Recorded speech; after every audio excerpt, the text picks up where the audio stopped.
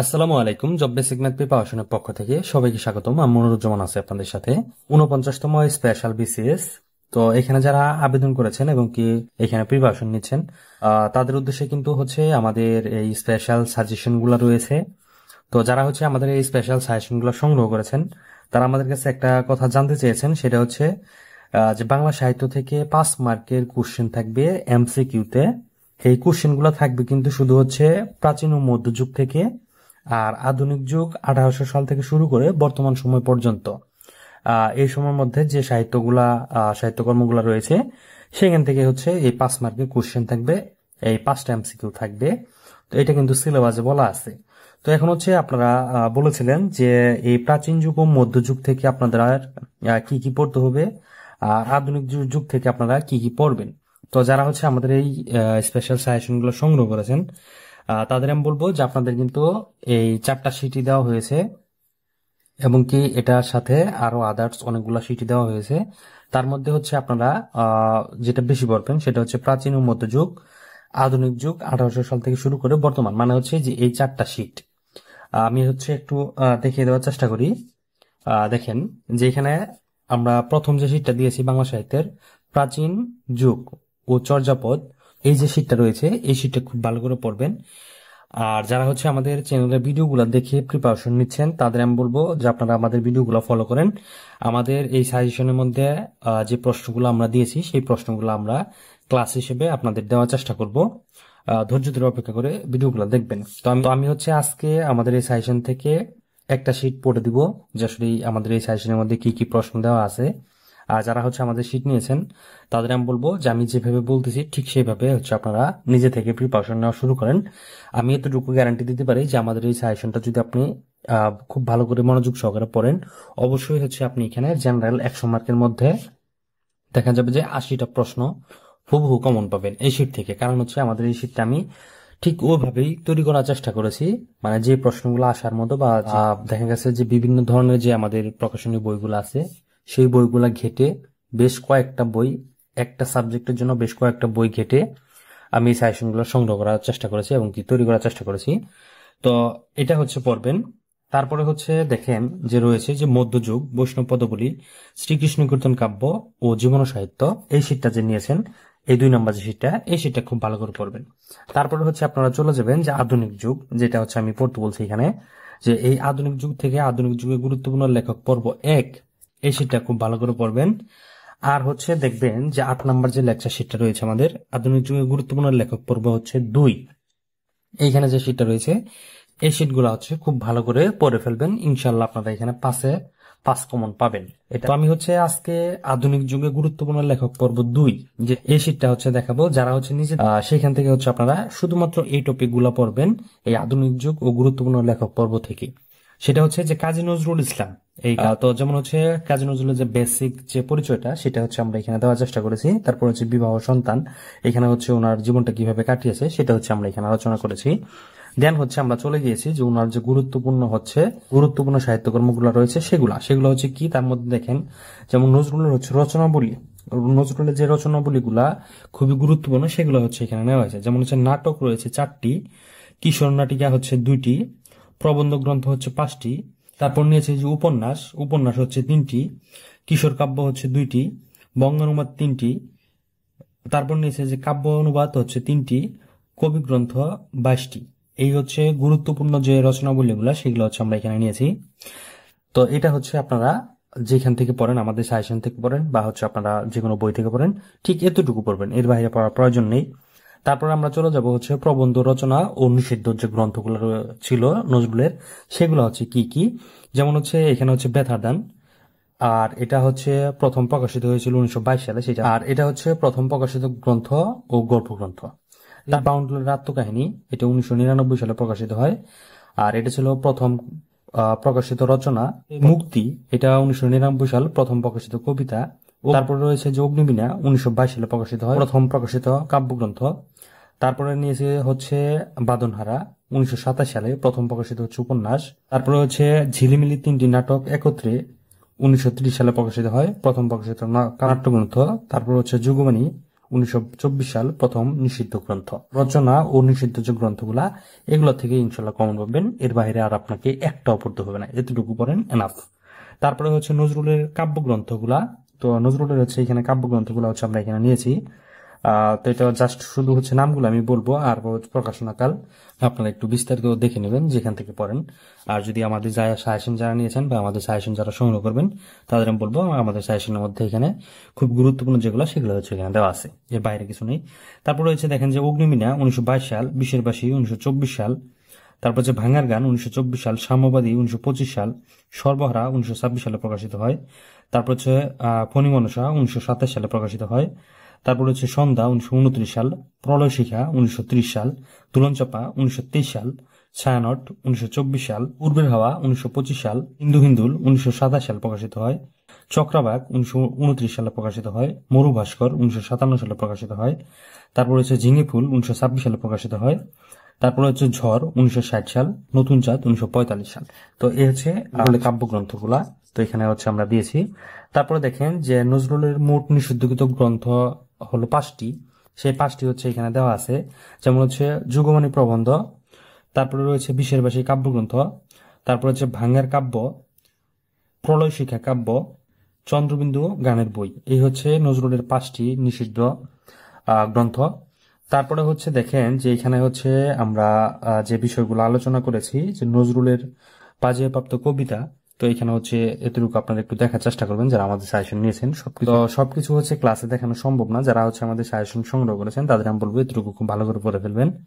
তারপর হচ্ছে উৎসর্গকৃত রচনা, নজরুল যেই রচনাগুলো উৎসর্গ করেছেন সেগুলো হচ্ছে সঞ্চয়িতা কাব্যগ্রন্থ, এটা হচ্ছে রবীন্দ্রনাথ ঠাকুরকে উৎসর্গ করেন। অগ্নিবীণা কাব্যগ্রন্থ, এটা বিপ্লবী বারীন্দ্র কুমার ঘোষ ওনাকে উৎসর্গ করেন। তারপর হচ্ছে বিশের বাসী কাব্যগ্রন্থ, নজরুলের প্রমিলার বিবাহের সাহায্যকারী মাসুদা খাতুনকে উনি হচ্ছে এটা উৎসর্গ করেন। চিত্তনামা কাব্যগ্রন্থ, এটা হচ্ছে প্রতিভা বসু ওনাকে হচ্ছে এটা উৎসর্গ করেন। নজরুল মোট হচ্ছে 4টি রচনা উৎসর্গ করেন।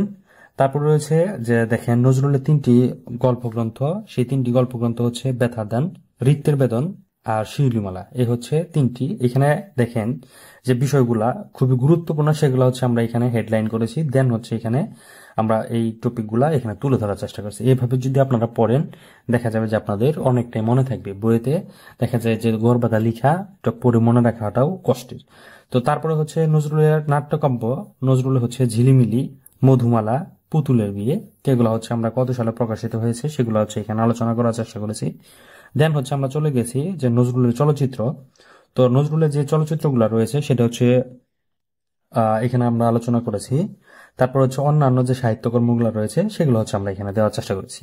তো এগুলোর থেকে এই পার্ট পর্যন্ত একটু খুবই গুরুত্বপূর্ণ, এর আগে যা দেখালাম সেগুলো হচ্ছে খুবই গুরুত্বপূর্ণ। তারপরে হচ্ছে আমরা দেখেন বিগত বিসিএস এ এই নজরুল থেকে যত প্রশ্ন আসছে সকল প্রশ্ন আমরা এখানে অ্যাড করে দিয়েছি। তারপরে হচ্ছে আমরা আলোচনা করেছি যে এই নজরুল থেকে যে এমসিকিউ গুলা নতুন ভাবে তৈরি করে আপনাদের হচ্ছে পরীক্ষা আসতে পারে, সেই এমসিকিউ গুলা হচ্ছে আমরা এখানে সাজানোর চেষ্টা করেছি। যেমন হচ্ছে গুরুত্বপূর্ণ প্রশ্নসমূহ এই নজরুল থেকে, সেগুলো হচ্ছে কাজী নজরুল ইসলাম রচিত গল্প কোনটি।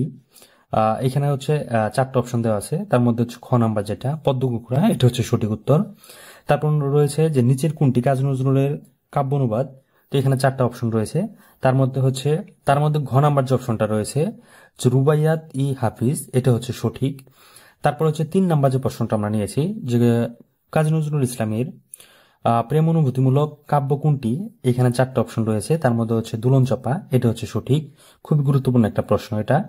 তারপরে 4 নাম্বার যে প্রশ্নটা কাজী নজরুল ইসলামের উপন্যাস কোনটি, এখানে 4টা অপশন রয়েছে, তার মধ্যে দেখেন যে এখানে মৃত্যু ক্ষুধা রয়েছে, আলেয়া রয়েছে, ঝিলিমিলি রয়েছে, মধুমালা রয়েছে। এখানে আমরা জানি এই 3টার মধ্যে একটাও না, সঠিক উত্তর হবে মৃত্যু ক্ষুধা, এটা হচ্ছে সঠিক উত্তর। তারপরে 5 নম্বর যে প্রশ্নটা আমরা নিয়েছি যে কাজী নজরুল ইসলাম কোন সালে ভারত থেকে স্থায়ীভাবে বাংলাদেশে আনা হয়, তো এখানে যে 4টা অপশন রয়েছে তার মধ্যে হচ্ছে 1972, এটা হবে সঠিক। 6 নম্বর যে প্রশ্নটা রয়েছে কাজী নজরুল ইসলাম প্রথম প্রকাশিত লেখা কোনটি, এখানে 4টা অপশন রয়েছে, তার মধ্যে হচ্ছে এখানে দেখেন যে খ নাম্বার প্রশ্নটা রয়েছে বাউন্ডুল আত্মকাহিনী, এটা হচ্ছে সঠিক। তারপর 8 নম্বর যে প্রশ্নটা রয়েছে নজরুলের প্রথম উপন্যাস কোনটি, এখানে যে 4টা অপশন রয়েছে তার মধ্যে কিন্তু বাঁধনহারা আমরা জানি খ নাম্বার অপশন হবে সঠিক। তারপরে দেখেন যে নজরুল কোন গ্রন্থটি নিষিদ্ধ হয়েছিল, এখানে যে 4টা অপশন রয়েছে তার মধ্যে এখানে দেখেন যে অগ্নিবীণা এটা হচ্ছে নিষিদ্ধ হয়েছিল, আমরা ওই পাশে দেখে আসলাম। তো তারপরে হচ্ছে পেরিচাঁদ মিত্র এখানে আলোচনা করেছি। তারপরে এখানে দেখেন যে আরো কিছু গুরুত্বপূর্ণ প্রশ্ন দেওয়া হয়েছে। এইভাবেই কিন্তু হচ্ছে আমরা এই কাজী নজরুল এইভাবে শেষ করেছি। তো এরপরে হচ্ছে পিএসসি নির্ধারিত আরো কিছু গুরুত্বপূর্ণ কবি সাহিত্যিক রয়েছে, সেগুলো হচ্ছে আমরা এখানে দিয়ে দেওয়ার চেষ্টা করেছি। চাইলে আপনারা এখান থেকে একটু পড়ে নিতে পারেন, তবে এগুলা হচ্ছে এতটা গুরুত্বপূর্ণ না, যেহেতু এটি স্পেশাল বিসিএস। এখানে হচ্ছে এতটুকু আর পড়তে হবে না, আপনারা শুধু হচ্ছে এই আধুনিক যুগের গুরুত্বপূর্ণ লেখক পর্ব 2 এই সাজেশনটা থেকে, মানে এই পিডিএফটা থেকে আপনারা হচ্ছে এই কাজী নজরুলটা একটু বেশি করে পড়বেন। আর যদি সময় পান আপনারা হচ্ছে এখান থেকে পেরিচাঁদ মিত্র, প্রমোদ চৌধুরী, আপনারা এগুলো একটু দেখবেন, জীবনানন্দ দাশ ওনারটা একটু দেখবেন। তারপরে হচ্ছে আপনারা যেটা পড়বেন এই পাশে একটু চলে যাবেন, সেটা হচ্ছে জহির রায়হান, এখান থেকে একটু পড়তে পারেন। তারপর পড়বেন জসীমউদ্দিন, এটা খুবই গুরুত্বপূর্ণ, এতটুকু আপনারা এখান থেকে একটু পড়ে নেবেন। দেন হচ্ছে আপনারা এখানে আমরা কিছু গুরুত্বপূর্ণ প্রশ্ন দিয়ে দিয়েছি এই শীটটা থেকে, আপনারা এটা একটু পড়ে নেবেন। এনাফ, এতটুকু পড়লেই হয়ে যাচ্ছে যে আধুনিক যুগে গুরুত্বপূর্ণ লেখক পর্ব 2 এটা হচ্ছে শেষ হয়ে গেল। তো এতটুকু পড়তে কিন্তু খুব একটা সময়ের প্রয়োজন হবে না, আপনারা যদি যে কোনো একটা সময় ধরে বসেন 2-3 ঘন্টা, এনাফ, এতটুকু এই শীটটা শেষ হয়ে গেল। তারপরে হচ্ছে বাকি থাকে হচ্ছে আপনাদের এই 3টা শীট, সেটা হচ্ছে আধুনিক যুগে গুরুত্বপূর্ণ লেখক পর্ব 1, এখানে রবি ঠাকুর রয়েছে। আমরা রবি ঠাকুর পরবর্তী ক্লাসে আলোচনা করে দেওয়ার চেষ্টা করবো। যারা হচ্ছে নিজে থেকে প্রিপারেশন নিচ্ছেন তারা অবশ্যই আমাদের ক্লাসগুলো দেখবেন। এখানে আমি দেখিয়ে দেওয়ার চেষ্টা করবো যে আসলে রবি ঠাকুর থেকে কোন কোন টপিকগুলো আপনাকে পড়তে হবে এবং কি যেগুলো পড়লে আপনি কাজে আসবে, অল্প সময়ের মধ্যে আপনি পরীক্ষায় ভালো করতে পারেন, সেটা হচ্ছে আমি দেখানোর চেষ্টা করব। আর তার পরবর্তী ক্লাসগুলোতে হচ্ছে আমি এই মধ্যযুগ আর হচ্ছে প্রাচীন যুগ এখান থেকে কি কি প্রশ্ন পড়বেন আর কি কি স্কিপ করবেন সেটা হচ্ছে আমি দেখিয়ে দেওয়ার চেষ্টা করব। তো সে পর্যন্ত সবাই ভালো থাকেন, সুস্থ থাকেন। আর যারা হচ্ছে আমাদের এই 49তম স্পেশাল বিসিএস এর বাংলা, ইংরেজি, গণিত, সাধারণ জ্ঞান এবং কি হচ্ছে আন্তর্জাতিক বিষয়গুলি আর মানসিক দক্ষতা, এটার যে 100 মার্কের কোশ্চেন হবে, তো আপনারা চাইলে আমাদের এই স্পেশাল সাজেশনগুলো সংগ্রহ করতে পারেন। তো আমাদের সাজেশন সংগ্রহ করতে চাইলে আপনারা আমাদের হোয়াটসঅ্যাপে যোগাযোগ করবেন। আমাদের হোয়াটসঅ্যাপ নাম্বারটা আমি বলে দিচ্ছি। তো আমাদের হোয়াটসঅ্যাপে যোগাযোগ করলে আপনারা আমাদের এই সাজেশনগুলো পিডিএফ সংগ্রহ করতে পারবেন। তো এই পিডিএফগুলো হচ্ছে আপনারা ফোন থেকে, ল্যাপটপ বা কম্পিউটার থেকে পড়তে পারেন, অথবা হচ্ছে এগুলা পিডিএফ নিয়ে আপনারা প্রিন্ট করে বের করে তারপরে প্রিপারেশন নিতে পারেন। তো আমি এতটুকুই বলবো যে আমাদের এই সাজেশনগুলোতে আমি এমন ভাবে সাজানোর চেষ্টা করেছি যেটা হচ্ছে বিগত হচ্ছে 10 থেকে 46তম এবং কি হচ্ছে 48তম যেহেতু হয়ে গেছে, তো এইগুলার সকল প্রশ্ন হচ্ছে এই টপিক ধরে ধরে এখানে দেওয়া হয়েছে। এবং কি যেটাকে বলা হয় এই টপিকগুলার, মানে যে টপিকগুলো আপনাদের সিলেবাসে আছে সেই টপিকগুলোর যে সবচেয়ে গুরুত্বপূর্ণ যে প্রশ্নগুলো সেগুলো হচ্ছে এমসিকিউ আকারে আমরা পরবর্তীতে আলোচনা করেছি শীটের। আর প্রথম অংশে ওই টপিকটার গুরুত্বপূর্ণ যে প্রশ্নগুলা, মানে গুরুত্বপূর্ণ যে আপনার প্রশ্নগুলা পড়তে হবে বা গুরুত্বপূর্ণ যে বিষয়গুলা, সেগুলো হচ্ছে আমরা এখানে বিস্তারিত আলোচনা করেছি। তো এক কথা যেটা বলে যে আমাদের এই সাজেশনটা সুপার সুপার সাজেশন, এক কথায় এটা পড়লে অবশ্যই এখান থেকে কমন পাবে, কারণ হচ্ছে একাধিক বই ঘেটে বা একাধিক বই থেকে সংগ্রহ করে তারপর হচ্ছে আমরা রেফারেন্স দিয়ে এই সাজেশনটা সংগ্রহ করার চেষ্টা করেছি। তো আমাদের সাজেশন সংগ্রহ করতে চাইলে আপনারা যেটা করবেন 01725246470, এটা হচ্ছে আমাদের হোয়াটসঅ্যাপ নাম্বার, অফিসিয়াল হোয়াটসঅ্যাপ। তো এখানে হচ্ছে যোগাযোগ করলে আপনারা আমাদের এই সাজেশনগুলো পিডিএফ সংগ্রহ করতে পারবেন। আর আমাদের এই পিডিএফ এর হচ্ছে নির্ধারিত একটা অ্যামাউন্ট ধরা হয়েছে, ওই অ্যামাউন্টটা হচ্ছে আপনারা পরিশোধ করে তারপরে হচ্ছে আমাদের এই সাজেশনগুলো সংগ্রহ করতে পারবেন। তো পরবর্তী ক্লাস দেখার জন্য সবাইকে আমন্ত্রণ জানানো হলো। আর যারা নিজে থেকে প্রিপারেশন নেবেন তাদের আমি বলবো যে যেভাবে হচ্ছে আমি দেখানোর চেষ্টা করতেছি ঠিক এভাবে ওই টপিকগুলো পড়েন, ইনশাল্লাহ হচ্ছে ভালো কিছু হবে। তো সবাই ভালো থাকেন, সুস্থ থাকেন, আল্লাহ হাফিজ।